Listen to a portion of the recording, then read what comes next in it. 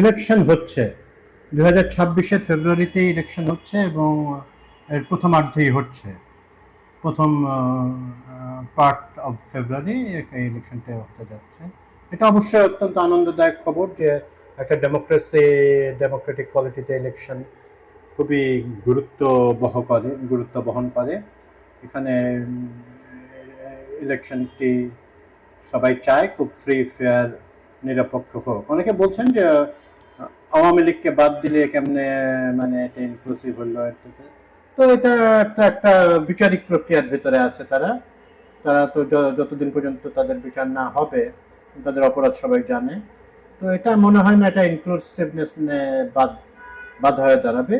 আমরা inclusive election তখনই বলবো যে ইলেকশনটা মানে পরিমাপ কিভাবে করবো এটা ইনক্লুসিভ ইলেকশন, অংশগ্রহণমূলক, সবাই তাদের ফ্র্যাঞ্চাইজ এক্সারসাইজ করতে পারছেন কিনা।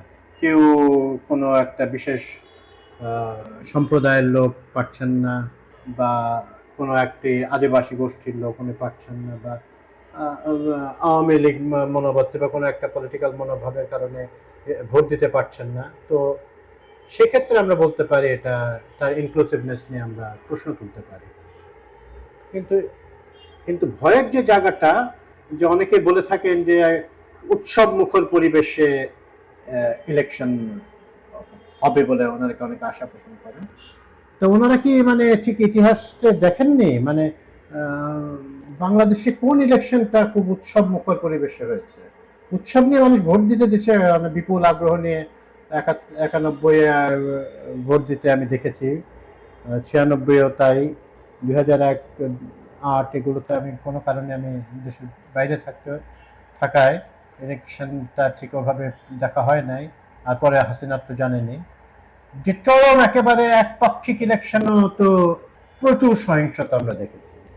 ভোট দিতে গিয়ে ভোটাররা বহু মারা গেছে, 100-150 লোক মারা যাওয়া খুব স্বাভাবিক ঘটনা ছিল।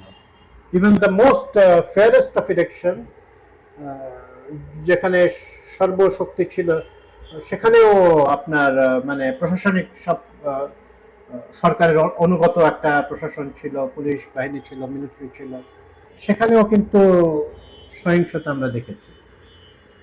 তো এবারটা যে ব্যতিক্রম হবে তা আমার মনে হয় না। সহিংসতা অনেকটাই অনিবার্য। এটা কোনো ডিস্টোপিয়ান ভিউ থেকে বলছি তা না, কিন্তু ইতিহাসের শিক্ষা এবং বর্তমান পরিস্থিতি পর্যবেক্ষণ করলে এটা বোঝাই যায়। যেমন ধরেন বিএনপি এমন একটা রাজনৈতিক দল, বিশাল রাজনৈতিক দল, একটা সিটের জন্য সেখানে এমন জায়গাও আছে, এমন আসনও আছে যে 7-8টা ক্যান্ডিডেট দাঁড়িয়ে যাওয়ার সম্ভাবনা এখানে অন্তত আছে।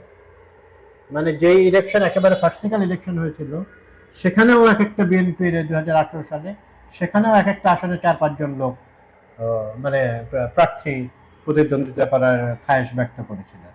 তো এটা তো এবার আরো বেশি হবে এবং এটাতে অন্তর্দ্বন্দ্ব হওয়ার ব্যাপক সম্ভাবনা।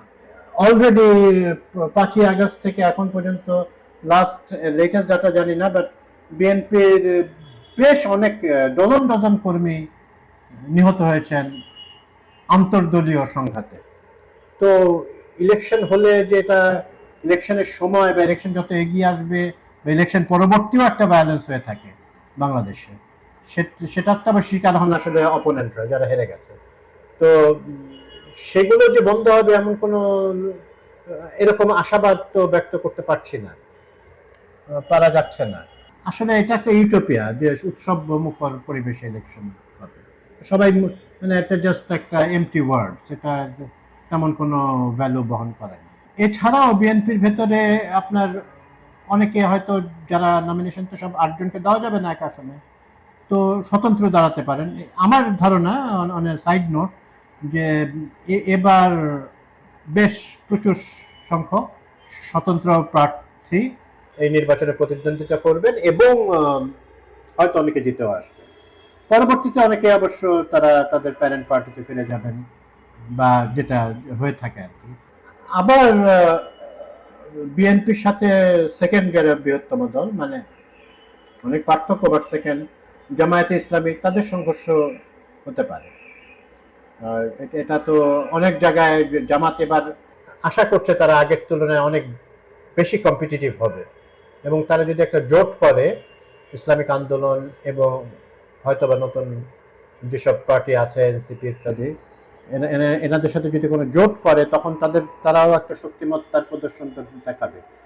ভোট টাইম একটু মাসল পাওয়ার দেখানোরও প্রতিযোগিতা হয়। এই আমি দামি ইলেকশনেও কিন্তু প্রচুর সহিংসতা আমরা দেখেছি, যথেষ্ট পরিমাণে সহিংসতা দেখেছি। এমনি ইলেকশনের তুলনায় কম, হ্যাঁ, নিরপেক্ষ ইলেকশনের তুলনায় কম, কিন্তু যথেষ্ট সহিংসতা হয়েছে। তো সো এই পসিবিলিটি তো রুল আউট করে দেওয়া যাচ্ছে না। উৎসব মুখর পরিবেশে না হলেও অন্তত ইয়ে হোক, নিরপেক্ষ হোক, ভোট কাউন্টিংটা ঠিক মতো হোক। তো কাউন্টিংটা খুব ইম্পর্টেন্ট। এটা ভোট এক্সারসাইজ করলো, কিন্তু এটা কাউন্টিং কি পদ্ধতিতে হবে এগুলো হবে। এবং একদিনে এত বিপুল আয়োজন করাটাও খুব টাফ। তো এখানে স্ট্যাগার্ড মানে 4-5 দিন ধরে ধরেন যে কয়টি বিভাগ আছে, দুটো বিভাগ করে করে যদি ইলেকশন করা হয়, সেটা একটা আইডিয়া হতে পারে, বা স্ট্যাগার্ড এনি কেস করলে হয়তো ভালো হবে। কিন্তু এখন সেরকম প্রস্তুতি নেওয়া সময় আছে কিনা। আবার এটাও মানে মাথায় রাখতে হবে সহিংসতার ক্ষেত্রে যে আমাদের পুলিশের তো বলছেন এখনো মোরাল এখনো ঠিক হয়নি।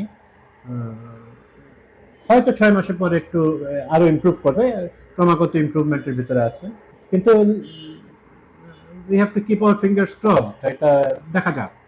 কিন্তু একেবারে সহিংসতা মুক্ত ইলেকশন আমি অন্তত দেখতে পাচ্ছি।